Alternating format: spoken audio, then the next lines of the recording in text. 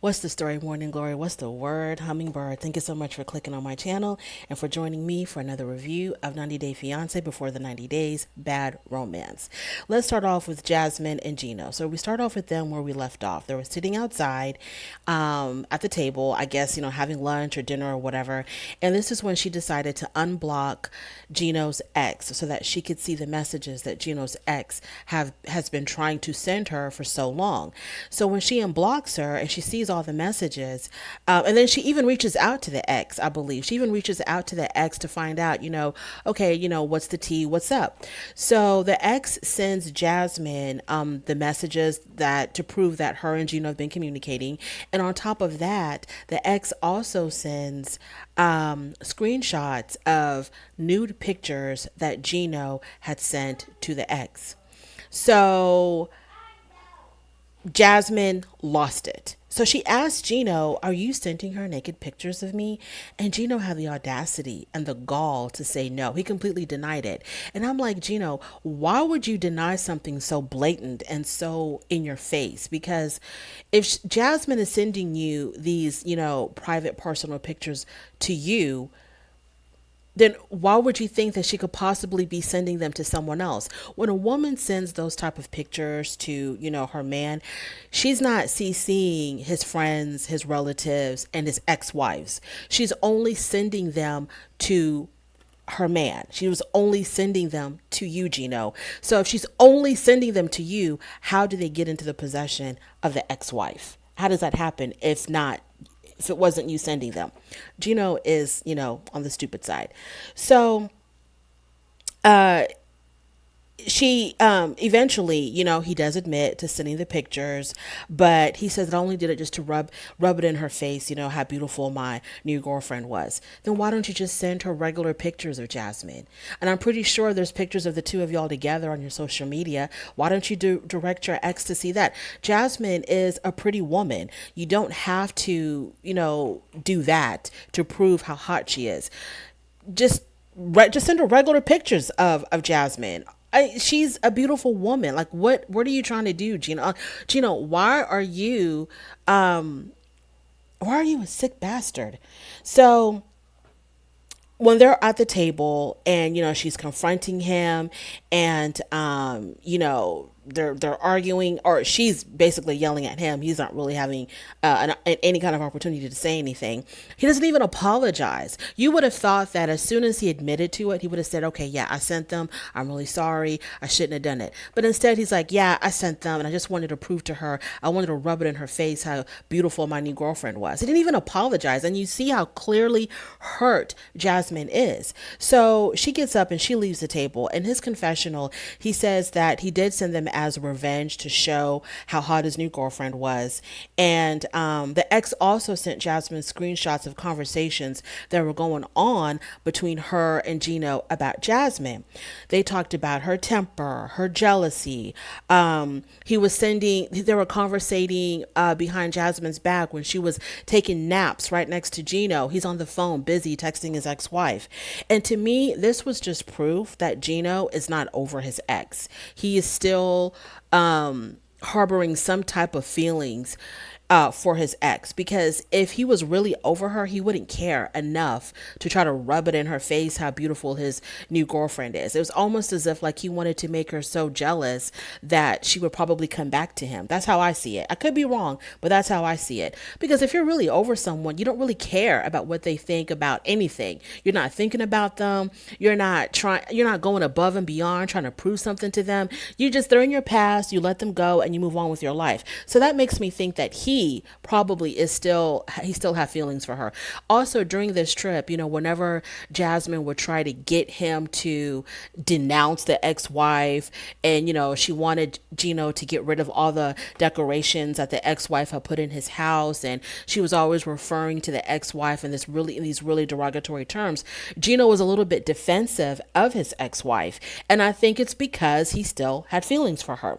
So as soon as so she's gone. She takes off. He has no idea where she went. He goes back to their room, and then she eventually comes into the room. And as soon as she enters the room, he tries to apologize to her. He barely got 3 words out of his mouth when she just laid it on him. And she was like, shut your effing mouth. And he was like, okay.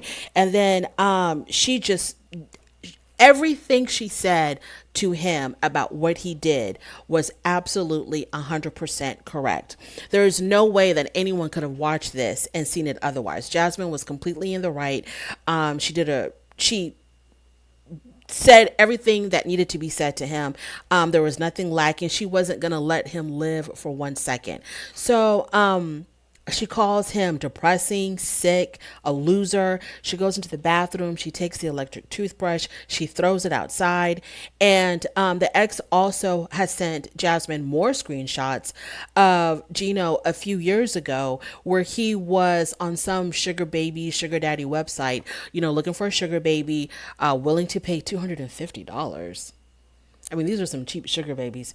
$250 for I don't know what. Maybe turn.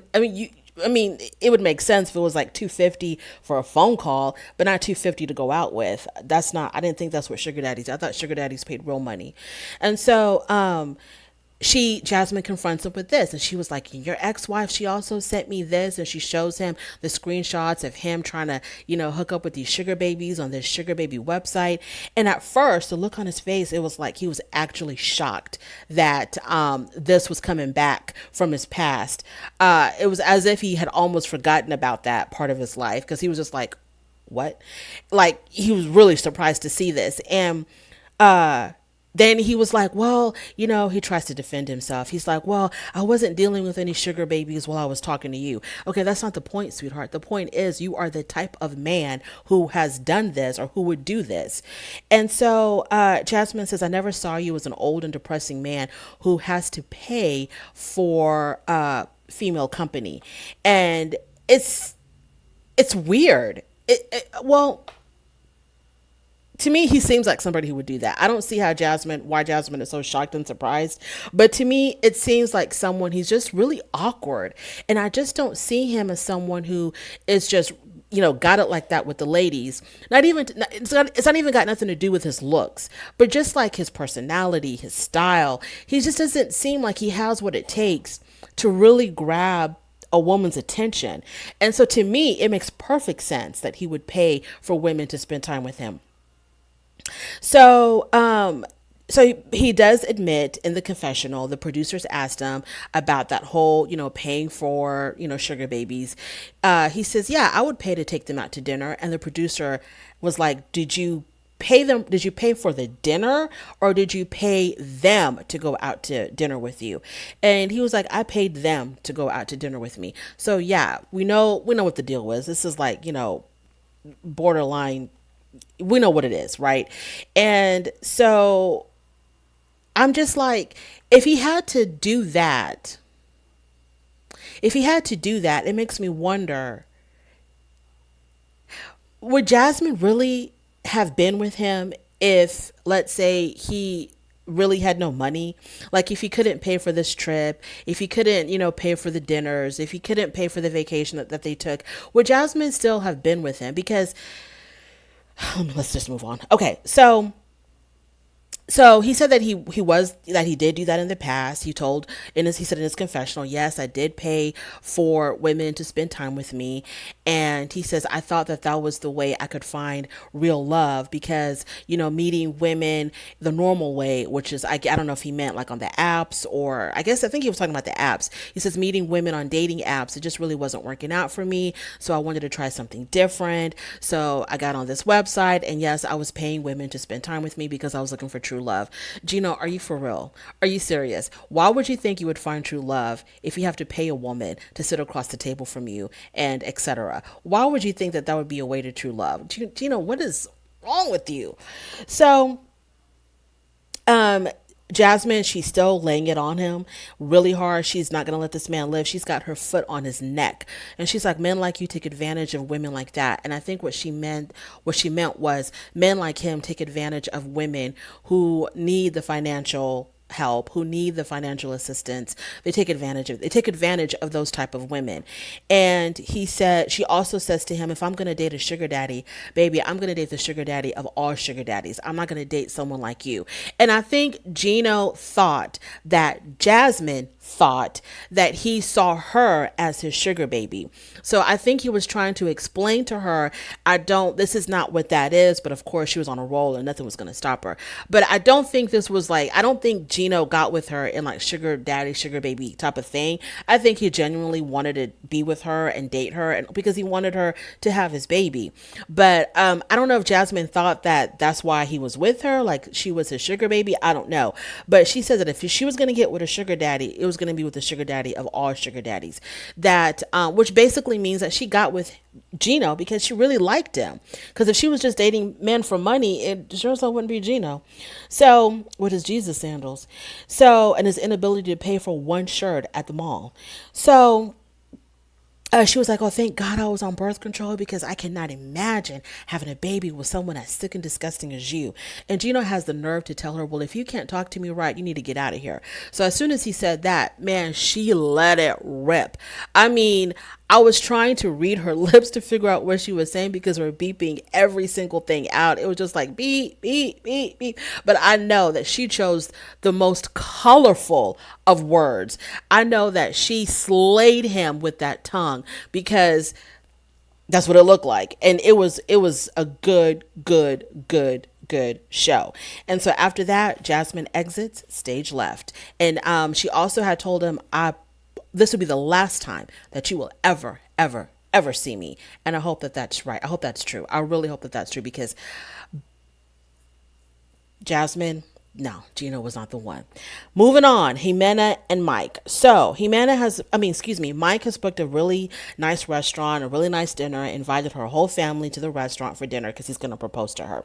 So obviously Ximena had some doubts about marrying Mike until her family, talked to her about it. And they were like, look, if you want a better life, you better stick with what you got because I don't think it's going to get any better for you financially because he's got the funds to take care of you, to give your boys a better life. You better make sure that you make the right choice. And so I guess she thought about it. And so she arrives at the dinner. It's a really nice restaurant. They're eating outside. They have a view of the whole entire city. Everybody's enjoying themselves. The food comes. Everything is wonderful.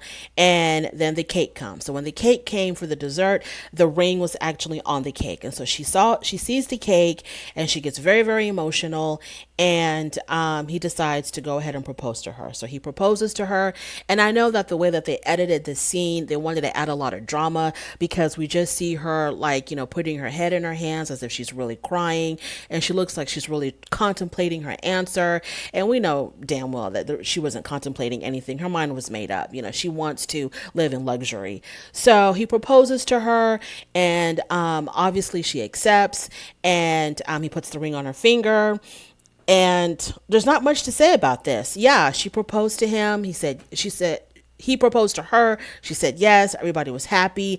The father stood up and made a speech about, accepting Mike into their family and knowing that Mike was going to be a good fit for the family and definitely a good fit for the boys because the boys seem like they really do adore him and that they are very comfortable with him, which is very, very important because I was really peeping that. Whenever there was any scene at all between Mike and the boys, I was really looking to see if the kids were really comfortable with him because Ximena paints this picture like they see him as their dad. I don't think they're quite there yet because they don't call him dad. But they, it seems like it could get, as they get older, maybe, and if this works out, there's definitely that potential of them really accepting him as their father. But right now, I think they just see him as, their mom's boyfriend who's really, really good to them and buys them gifts. And so they like him. I don't think it's on that level of, they see him as father, daddy.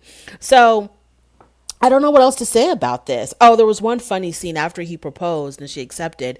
They were having their own little confessional right there at the restaurant. And Mike says, I'm the luckiest man in the world. And Ximena says, let's you're going a little bit too far. Let's not exaggerate that much. So the day that he leaves, the day that he departs to go back to the United States, he's saying goodbye to everybody, and it's very emotional. I really like Ximena's father. I really do like him because it seems like that, number one, he cares about his grandsons. That's his number one priority. He could give a damn about Ximena and Mike and what they got going on. He really cares about his grandsons, and he wants the best for his grandsons.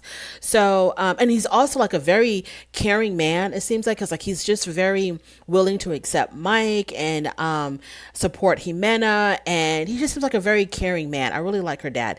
And so as they're saying goodbye to everybody, he says goodbye to the children. You know, they give him a hug, and he says goodbye to the family.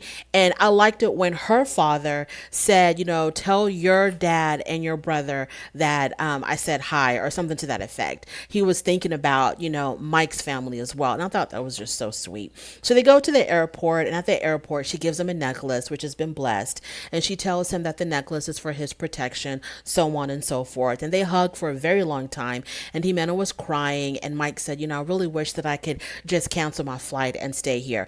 No, baby, you know, you can't do that because you have an entire family to support.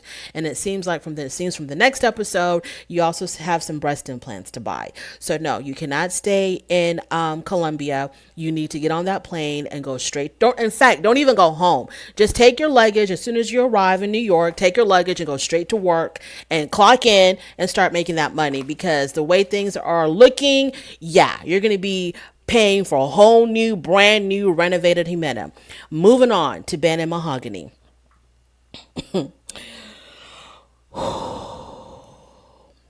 Ben he proves the power of, he's a great example of how powerful the mind is, or how powerful the imagination is, because this man has breathed life into this imaginary figure called Mahogany.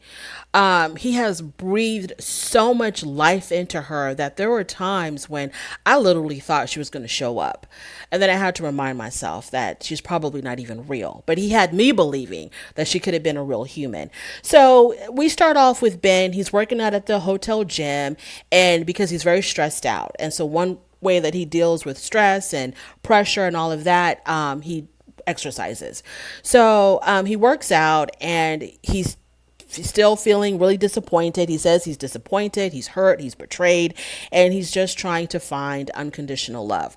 Okay, no one is faulting you, Ben, for trying to find unconditional love. We're faulting you for falling for some stupidity, because you could have found, there were so many signs that this was not what it was, but you still hung on to this hope, and okay, let me scale it back. So he tells us that he wrote her a story, and I had to rewind that. I was like, he wrote her a what? He wrote her a story. And so he texted her a story, basically. And I can't believe that he was actually texting this entire story on that phone. But anyway, so he writes her this story. I think the story is called Runaway Train. I'll spare you the details of it, but it's about this train that's full of passengers, including himself and his lady love. And the train is going so fast that it's almost about to get derailed. And everybody on the train is panicking because they think that the train is going to crash. And he's sitting across the aisle or the table from his lady love, and he looks at her, and you know, with all of this chaos going on around them, he winks at her and he asks her to dance or something. And so they get up and they start dancing in this train that's about to crash and kill everybody. They start dancing, and everybody around them is just like amazed and enthralled and enchanted by their dancing, that they forget that they're on this runaway train. And so the moral of the story is, the train is moving too fast, baby, so let's just stop and dance. And because of the fact that I'm assuming her English isn't that great, I was like, how was she going to read this story that was written to her in English? But moving on. So he calls his friend Jason, and I thought this scene was absolutely hilarious, because all I kept thinking to myself was, how hard is it for his friend Jason to have this conversation about Mahogany as if she's a real woman with Ben, without cracking up, or without just screaming into the camera, dude, she's not real, and get your butt back home. This has gone too too damn far. Come back home or I'm going to send the men in the white coats to come get you. So his friend is trying to like, really keep it, cool, calm, and collected, and trying to have this conversation with Ben about mahogany. And so the friend is like, well, what if she doesn't show up, or what are you gonna do if she doesn't show up? See, y'all are feeding into the madness here of how you should have told him, Ben, are you going to talk? This is what I would have done. As soon as I got that phone call, I would have answered, and it's like, Ben, are you going to talk about mahogany? And if he said yes, I would have been like, okay, I can't do it right now. I'm too busy living in reality to have this conversation about a non-existent entity. So I can't do it. And I would have hung up. But his friend was better than me and had more patience than me. So, Ben said, so his friend is just trying to encourage him. And then his friend is like, well, if she doesn't show, because Ben tells his friend, I'm going to meet her at whatever restaurant. And if she doesn't, it's going to be do or die. So the friend is like, well, if she doesn't show up, then you'll know for a fact that this was just all, smoke and mirrors and you need to come back home. So Ben says that this is not a catfish because they've connected on a cerebral, emotional, and spiritual level. And I need Ben to explain to us, normal folks who like to deal with other real people. I need him to explain, how do you connect on a cerebral, emotional, and spiritual level with someone that you haven't even seen or even had a conversation with in real time? So, he says that mahogany knows him intimately and he knows that she's just scared. How do you deduce that from her not even calling you or talking to you or reaching out to you or responding to any of your texts? How do you deduce that she's just scared? Like, how do you come up with that conclusion? So he plans to meet her at a restaurant as a final last ditch effort. So he's getting ready to go meet her. He's putting on his socks and he's like, I need to hide my feet, which is the worst part of my body, or my feet. And so he puts on his socks to cover up his, his long finger toes.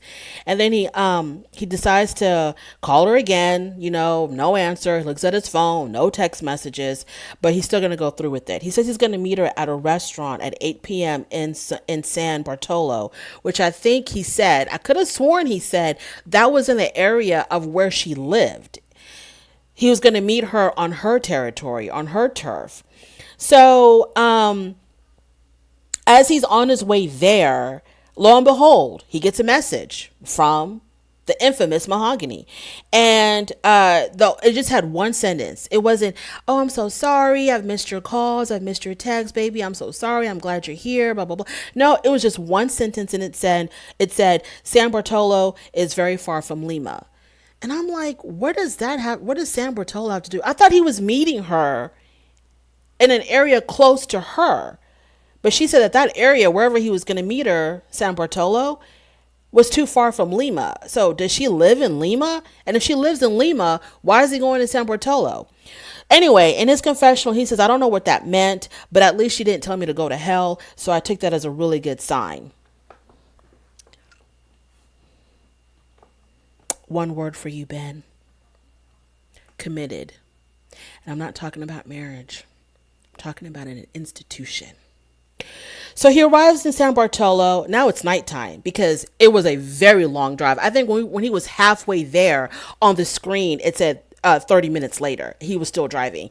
He finally gets to San Bartolo. Y'all, it is night time. When he was putting on his socks in his hotel room, I could have sworn it was in the morning. It is night time when he arrives in San Bartolo to meet mahogany.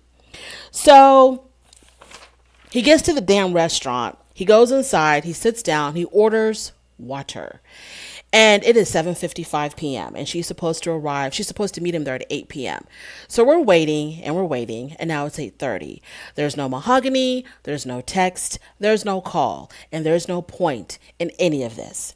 It is now 8:44. He is still waiting. The restaurant has cleared out. There is nobody in the restaurant except for him and the waitress. So in his confessional, he's like, well, maybe it's a possibility that this may not be real. Am I being set up? Is she even in this country? No, that's not even the question, Ben, my love. The question is she even existing in this reality, in this world, in this dimension? Caleb and Alina, they're going out to eat. There's a few days left of their visit in Turkey. Okay, I'm going to shorten this because it was really a lot of the same thing. Wherever they go, whatever they do, whatever's happening, she's just constantly, they're just talking about the relationship. And they're at the restaurant, they're on the ferry, they're in the hotel, and it's just the same conversation ad nauseum. So Alina's like, so where do you see this going? What do you want to do? How do you feel about me? What's our future going to be like? How do you feel about me? Are you afraid of commitment? What's going on with this relationship? And he keeps on dodging it. Like every question that she shoots out. And the thing about Alina, she's very direct. She doesn't mince her words at all. You know exactly where she's coming from. You know exactly what she's asking. Do you love me? Do you have feelings for me? Do you see a future with me? Do you want to commit to me? So she's just shooting those questions out. And he's like dodging them like bullets. And the only thing that he can say to her is, well, I need more time. And I know you want me to give you an answer, but I can't right now. And I need to spend more time with you to figure out what I want. Maybe if you were to ask me this, 2 weeks from now, if we could only have 2 more weeks together. And I'm like, what is 2 weeks going to do? You've already been there. It seems like 6 months. What is 2 more weeks going to do, Caleb? So she keeps, pressuring him to commit, give me an answer of what you want to do. I don't even think she was pressuring him to commit. I think she just wanted him to give her an answer. Yes, we're going to be together. No, we're not. That's all she was asking for. And he couldn't. And I'm like, you don't even have enough respect for her just to tell her straight up, no, we're not going to be together. I'm sorry. This is not going to happen. Well, I guess he kind of does. I guess he does. So, but it took forever for him to get there. So the day before they were supposed to leave Turkey, they're in the bed together. No, it starts off where he's meditating on the floor. And I thought this scene was hilarious. She came out of the bathroom and he's sitting on the floor and he's like, I don't know if he was doing this or what, but he was in some type of meditative position. And his eyes are closed and he's like in deep meditation. And homegirl just comes out of the bathroom, walks right past him and gets in the bed. And so he's like, what did he say? He says to her, I don't know what he said. He says to her, he said something to her. He said, excuse me, y'all. I don't know what he said, but he was like, basically like, can you talk or can we talk right now? And so he gets in the bed with her and they start talking. And, was this that time? Yeah, it was that time. Yeah. So he gets in the bed with her and they start talking and he basically tells her in a nutshell, he's just like, I don't think that I'm ready to be in a relationship with someone who's going to need, this much care.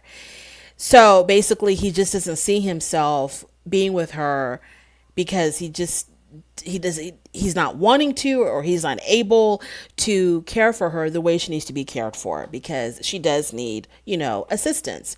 And Caleb to me is like a free spirit. He's very active, because in the beginning when he was still, before he left for Turkey, when we saw the scenes of him in his hometown, he was running up and down mountains, running in the desert, all kinds of activities. He bought a carrier for her to put her in so he can take her hiking with him up in the mountains. So he's like a very active person and he needs someone who can basically just keep up. That's how I'm taking it, that he just needs someone who's going to keep up with him. And he's not ready to be someone's caretaker. He's young, he's, active.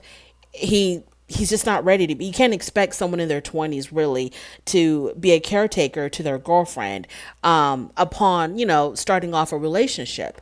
So it broke her heart. It really did. It was really sad to watch this man tear this woman's heart completely apart. And she took it well. I would have just been crying and snot coming out of my nose, and I just would have been like, you better get the hell out of my room right now because I cannot stand to look at you. But she took it well, and she was like, well, this is how it always is with me. The guys like me until it's time for something serious, and then me being a little person is always the reason why nobody wants to really stay and commit to me, because they just don't have what it takes, or they don't want to be my caretaker. So it was sad that this is how her life is. And, guys break up with her because they're not ready to take on that kind of responsibility. And it's no fault of her own. And this is just how she was born. And she just wants to be normal. And I know it's hard for her to have her partner be her caretaker. But it is what it is. And my question is this: why can't she be with another little person? I don't know why that would be such a bad idea, because they would understand each other better. I don't know why that's not a possibility.